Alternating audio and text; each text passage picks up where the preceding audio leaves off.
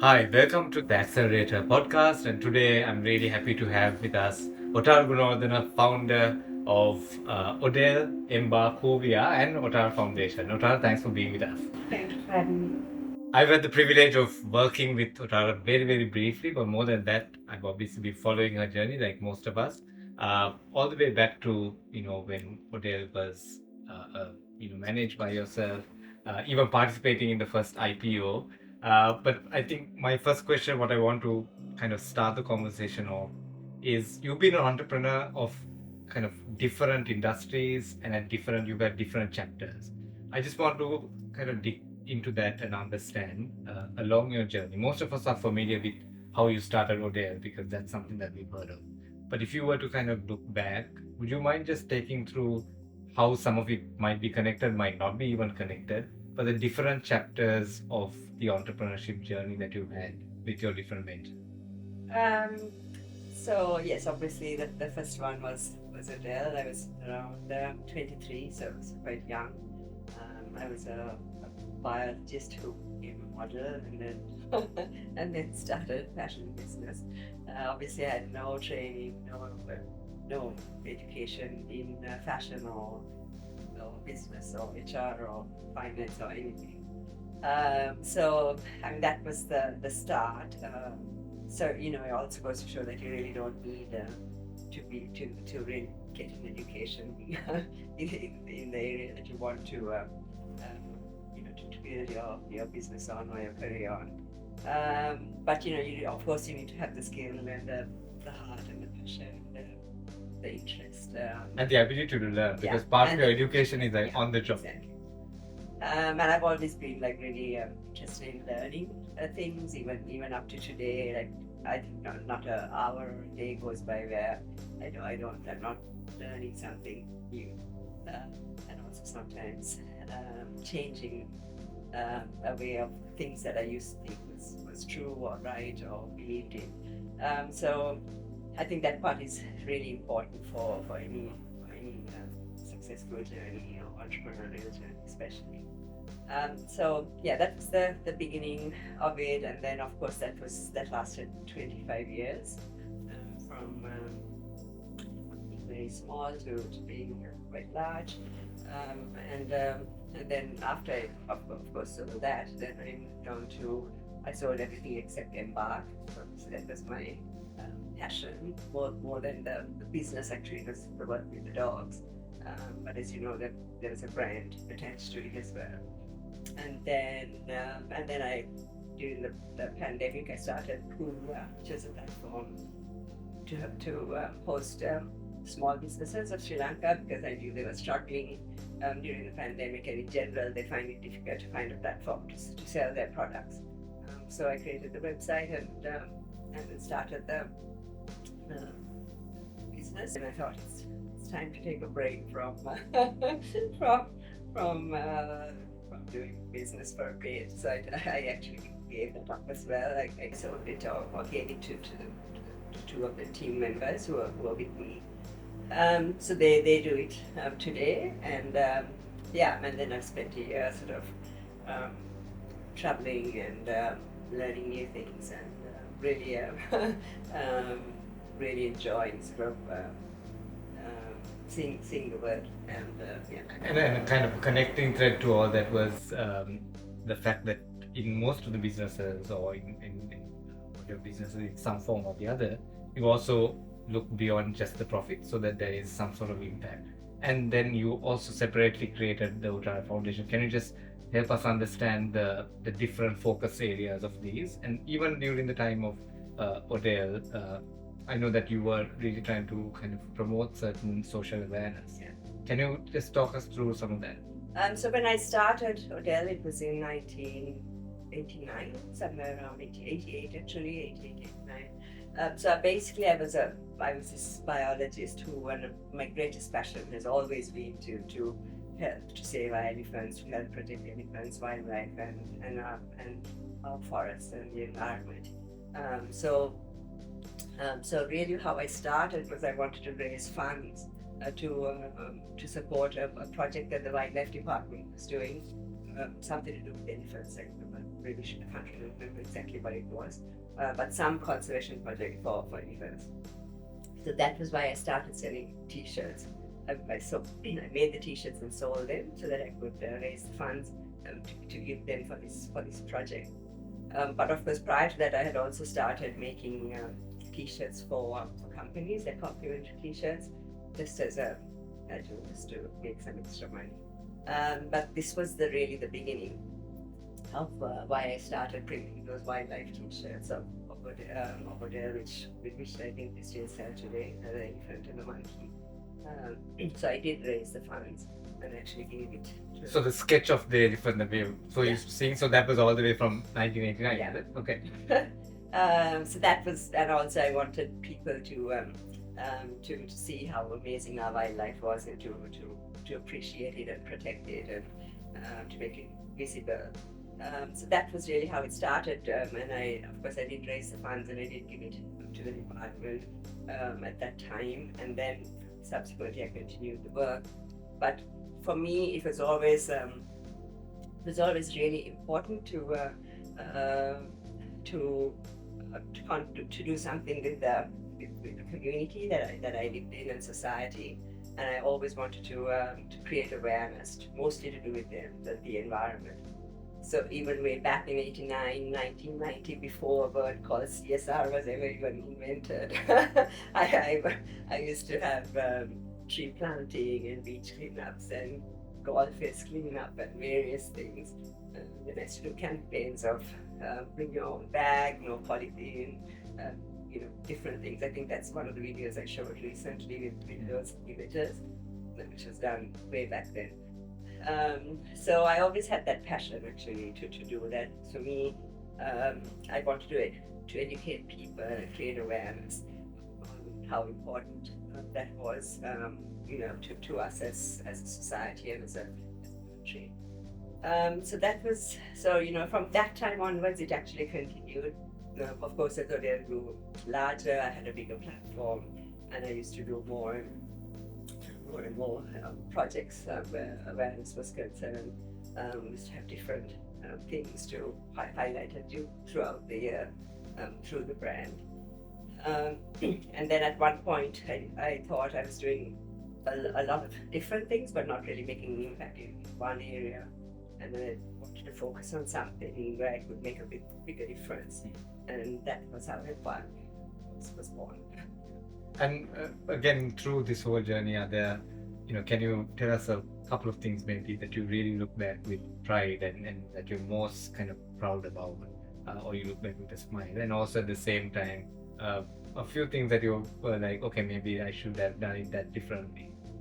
As for having done it differently, I really, I really can't think of anything that I would have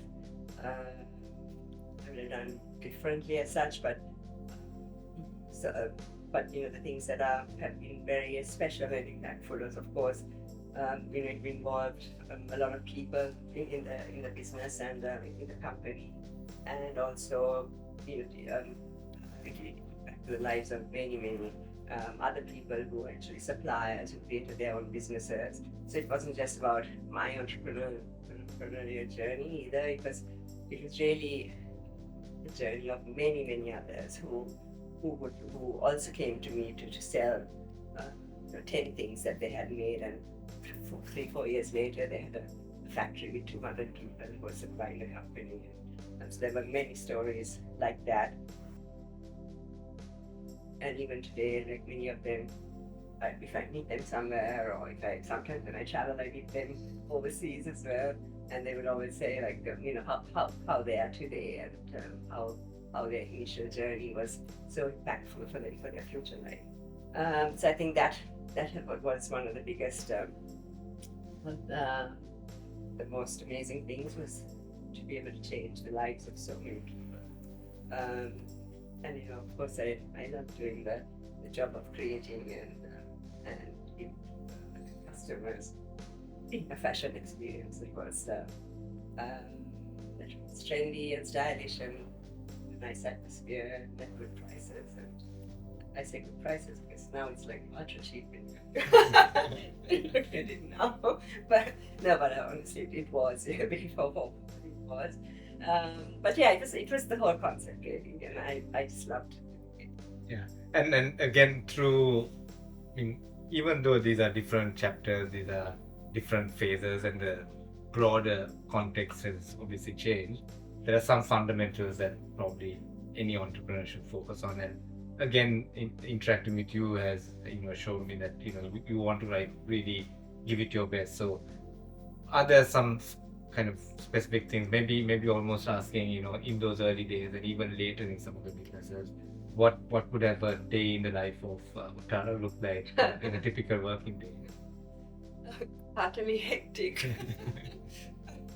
Yeah, that's for sure. Oh my gosh, my life was so crazily busy and so hectic, from morning to late in the night, and then I had two young boys who I was bringing up, and obviously I had them also during the height of Rodale, so it was challenging, but having a very supportive family and a good team around me was always a great benefit. So yeah, it was a very it's very it's certainly not a laid back life by any means. And to answer your question before, if I didn't, what I would do differently is probably I would try and balance it a bit better there and a little bit more time for myself, which I didn't understand then, or maybe I didn't need it then. Just leaning in on your comment about kind of managing, balancing work life. Different people have different kind of approaches to it. Again, just trying to understand, what was your approach in those days, and how did you kind of consider? Did you also consider work as part of your life, or did you feel that there was a clear distinction? What was kind of your philosophy around that? It was very much a part of my life. Most of it. I mean, it was very much woven into my day-to-day life, and every hour, every minute almost. Of course, I would take some breaks with my family, but even then, because there's so much happening, you can't really cut off totally. It's a bit difficult when you're running it or when you're leading it. So that part was challenging, but it was my life, and I would never change any of it. I would have never look back and think I would do that part differently, because that's what was needed for the way it was, for the product to be the way it was, and for the brand to be the way it was. Again, I want to just understand your experience as a female founder, CEO, being also one of the first to, as a fashion retailer in Sri Lanka overall, to IPO. In that whole journey of leadership, a lot of the female founders that we work with, founders in general, there are some unique challenges that female founders face. In your experience, what have some of those experiences been, and how have your response been to kind of managing that? Because also you're talking about 89, where that things would have been, even more different or even more challenging. And we're hopeful that some things have progressed, but what is your take? When I started I didn't even, I never thought even like, I'm doing this. I'm a young girl, so I'm a young girl doing this. And I used to go everywhere. I used to go to all the factories on my own. I used to go to all the warehouses on my own. I used to go to meetings on my own. I used to go travel overseas and have meetings with different companies. Most of the time on my own. Sometimes I would take some of the team. In that sense, in '89, because I guess it wasn't something that was spoken a lot about, and it was not very visible. I just did my thing, and so I was just after me, I was just somebody doing business and being an entrepreneur and creating just what can I do today. That's that's better than what I did yesterday. What could I expand next week? Was that your kind of core measurement of success? How do I kind of outdo myself? Or was there particular benchmarks or people that you were looking up to in that way? Or I guess my benchmark was how can I serve my customer better? Like what can I make? How can I make it the experience better for them? What can I give them that is better than what I had last week? Of course, in the back of it is will it bring me more sales? Will it bring the company better business? But it was never really that was for me until the IPO happened, and then the business functions differently. It was always about like how can I make it better for the customer, and the profit part came second or third really. Some with that same thought process, if I was to almost bring, today, if you were, I don't know, somewhere at least mid of your career as an entrepreneur in today's context in Sri Lanka with everything that's going on, it's almost asking you kind of what you would like to say to the entrepreneurs who are trying to operate today. But also, I'd like to put that question in a way where I ask you, if you were, let's say, 20 years younger, and then still at very very focused on the business side of things, what would you be doing right now?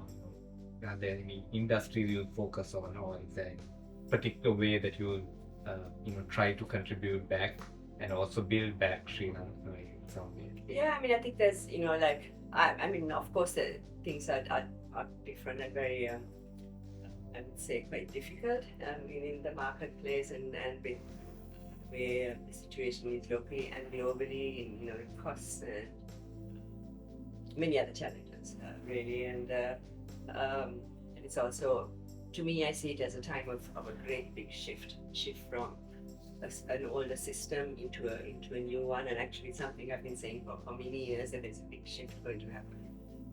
How we shop, to how we buy, to how we live, and our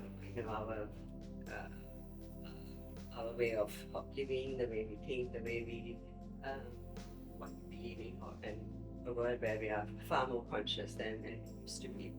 Of course, there's more to go in that, but it's definitely shifting.